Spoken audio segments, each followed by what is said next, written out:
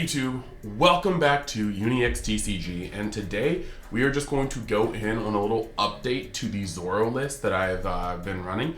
I've been doing a couple games trying to decide which deck I'm going to take to the Treasure Cup, and I'm starting to see some of the angles that I don't like Zoro from, and so I'm trying to build to encompass those angles. So in this video, I'm going to show you guys the changes, I'm going to show you guys the deck list, I'm going to explain why I've done what I've done, and then I'm going to get your thoughts on it. So yeah, we're going to have a good time, and I just wanted to say that if you like the One Piece content, it is not stopping anytime soon, so think about going down there and clicking the subscribe button, notification button, making sure that, we're in there. Make sure you never miss a beat. You can like and comment on the video, let me know your thoughts, help the video trend, and if you want even more interaction, you can always go into the description, join the Discord, join the UniX fam. We do a lot of things there. We talk, we trade, we buy, we sell, we talk about spoilers, we talk about the game in general. For some reason, it's catching on. I say for some reason, but people said it's really helped. You can find comments on it, and I started coaching for One Piece, so if you want to talk about selection, dates, schedule, rates, you can just jump in the Discord or hit my business email. And yeah, we can elevate the game as much as we can. So without further ado, let's switch to the other view and let's talk about this Zoro list. All right, so what we have here is actually just the Rona Zoro leader. Shout out to Janik for this cool custom art. I definitely love it. And Dead Man's Game, like Blades Drawn Dead Man's Game, is one of the coolest moves I think Zoro's ever used. And the animation was on point. So with that being aside, we're gonna put them up here. You guys should already know what he does. You put a Dawn underneath them, and during your turn, everything on your board, your character board, gains plus 1k. So going into the list, a lot of it is standard. We have, of course, the 4 Nami. That should not be anything surprising. We're just gonna put that there. Yeah, so 4 Nami. Next we have 3 Chopper. A lot of people are either maxing out or, playing 3 or playing 0. But the way I see Chopper is that Chopper comes up in a bunch of different ways depending on how you're playing, or who you're playing. Like in the mirror, Chopper is decisive. In the early game, he's gonna block a lot of stuff, and then late game, Luffy can always come out and snuff.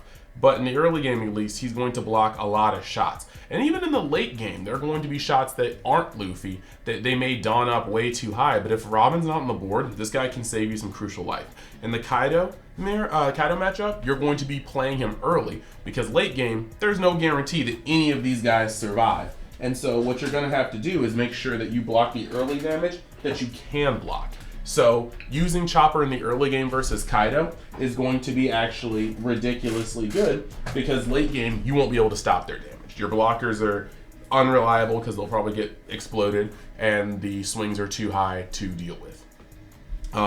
In the blue mirror match, it's pretty much the same way. Blocking early Dofi damage is going to be able to have more life when they start swinging with 7-drop Dofi and Mihawk. So there's that. And the green, it's pretty much the same way, except for green has a little bit of a different kind of bit, because later in the game you can play those same blockers to prevent Kid from having its touch of death when you're at 1 life.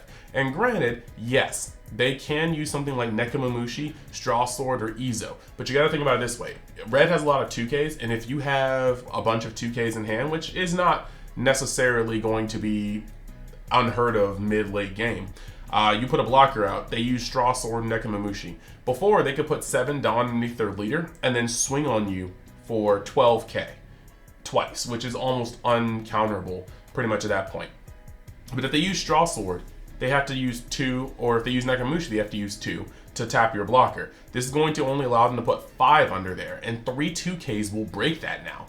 So if they're only able to swing for 10k twice, then yeah, you can potentially stop one of those swings and live the next turn, and that may be the turn you need to end them. Next, you've got 4 Otamas. This should not be a surprise to anybody. The Otamas are going to be able to simply be 2Ks, but more often they're going to be able to just neg something by 2, and that's going to allow you to use Jet Pistol on 8Ks and 7Ks. Next, following that same logic, I opted to play 3 Gordons. This is not the put at the bottom of your deck and draw one Gordon. This is the put at the bottom of your deck and give something minus 3k. Now this is going to essentially be pseudo Otamas, and this bounces off a couple of different things. In lots of matchups, I'll use Gordon over Otama because the Gordon at the end of the day is a no counter and the Otama is a 2k, so that's actually a lot of value. But using Gordon is going to be able to, like I said, take off the burden of using 2Ks for this crucial effect, but also he actually fills a different niche. He's minusing 3k for the exchange of getting rid of the body, which means your jet pistols will be able to hit things like Mihawk. Yeah, that's enough said. He's going to be able to hit things like Mihawk, and that's actually a very, very good point. And if you're swinging on things, you're going to be able to, like, potentially bring them down even lower. So I think he serves an excellent purpose, and I have been loving him so far. He's also a 1-drop, so he's low energy investment. Otama or Gordon Jet Pistol is still only half of your total Dawn if you're maxed out, and he's just a 1-cost easy swing of momentum. Next, you've got Vivi. I'm still using the 2-drops. Lots of people use Sunny-kun, and I still don't think that's necessarily optimal until set 2. My main thing is that when you play Sunny-kun, even with Zoro's ability, you're still having to devote 1 Dawn to it just for it to hit neutral every single turn. That's a tax. Every turn you have to put 1 Dawn under it just for him to be able to swing at a leader. Over this part, if he gets swung on by any 5k, you just gotta let him go. Like, there's no way you're doing stuff. Whereas with VDs, if they try to just go, okay, I'm just going to throw my leader at this with no Dawn because it's there, you can always choose to drop a 2k to protect your VV, knowing it's going to go sideways for 5k or more next turn.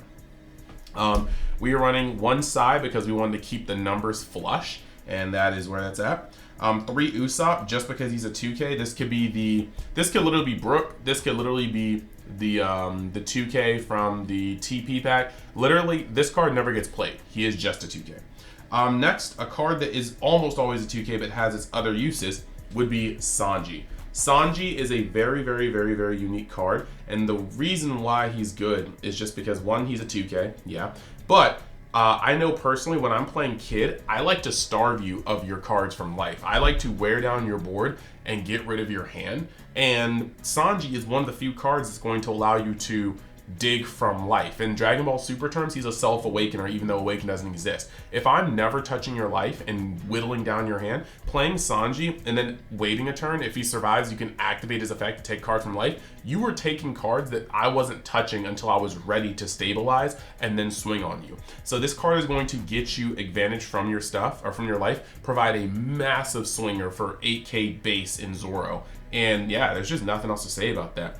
Like, he's going to gain 2k from his own effect. He's going to put 2 Rested Dawn underneath him, turning to 7k. Zoro turns to an 8k. That's a huge swinger, and he's giving you cards that I normally wouldn't have given you if I had a choice. Next, one of the most important cards in the red deck, and even more important in a build like this, is Nico Robin. Nico Robin is just actually OD. She's goated, but she's going to be able to destroy anything with 3k power or less. The important part about this is that because I run 3 Gordon, her range is even bigger than what that could be. Like, you can swing with her and know you're gonna kill a normal blocker. Okay, well with Gordon, I can play Gordon minus your queen, minus your law blocker, down to 3k, and I can swing with Nico Robin and blow up those 2. The combination of having more negative effects with Robin is just completely justified, but I find that running them on a smaller body like Gordon is even better because you have more flexibility with how you don up your other swings. I love it. You have the multiple other things here. These Zoros. Zoros are just very, very good. I don't know why anybody would think any less. You know what he does. He's a rusher. I opted to go down to 2 Udas. She is a little expensive and she doesn't have a counter, and I'm already running more non-counters with the inclusion of Gordon, so I had to run that. At this very moment, I am running 3 Luffy. So far, I have not found a problem with it. Sometimes Luffy can sit in hand, and being a very costly rush, like, yes, seeing him multiple times is good in the game. But between 4 Namis, and you're going to see soon 4 Sabaotis, I find him very often, and it's just like, I don't really need to have 4 of him right now. This could change along with maybe the inclusion of another card I'll talk about later, but we'll see. Next, we have 3 Shanks. A lot of people are playing the vanillas, and I do like the vanillas, but at the end of the day, the vanillas can still be blocked by the 1-drop blockers and killers and small blockers like that. And because of that, I like that Shanks is able to not be blocked by that. The other funny thing here, though, is that depending on the strength of the blocker, you can do some really, really cool things.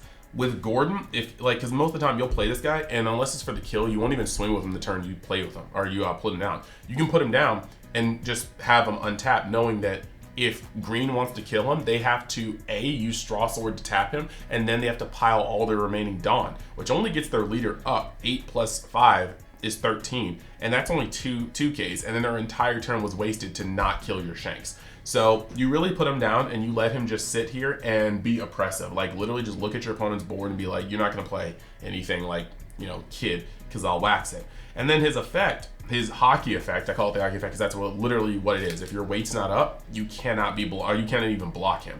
And so since he can't be blocked by anything with 2,000 power or less, even a 5k blocker, if you play a single Gordon and then reduce its power to 2k, it can no longer block Shanks, making Shanks incredibly strong with combinations like Gordon and even Otama. They got a 4k blocker, like let's say you have a Boa.